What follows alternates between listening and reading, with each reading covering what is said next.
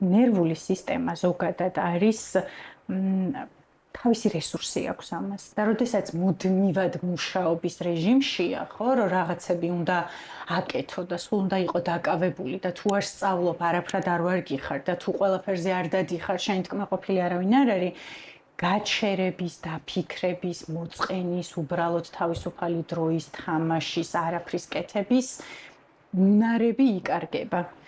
ოღონდ იკარგება ისე, რომ ადამიანს დანაშაულის განცდა აქვს, როცა რაღაცა საქმეს არ აკეთებს და განცდა იმისა, რომ ადამიანი ხარ, არა გაქვს თუ რაღაცას არ აკეთებ და ეს ძალიან ცუდად აისახება ადამიანის პიროვნულ განვითარებაზე, ემოციურ რეგულაციაზე.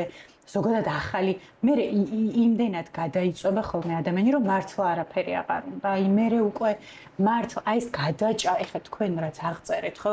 გადაჭარბებულად ყველაფერზე ბავშვის ტარება ძალიან ადრეულ ასაკში, მით უმეტეს თუ ეს მისი ინტერესი არ არის და უბრალოდ ჩემი ხედვა ესეთი მშობლის, რომ მე ჩემს შვილებს არაფერი არ უნდა მოაკლდეთ, ეს საპირისპიროდ მოქმედებს ბავშვებზე და საპირისპიროდ მოქმედებში ზუსტად იმას გულისხმობ, რომ ასე უფრო კარგავენ ყველაფრის ინტერესი. აი რაღაცა ამ ბავშვმა თვითონ უნდა იპოვოს.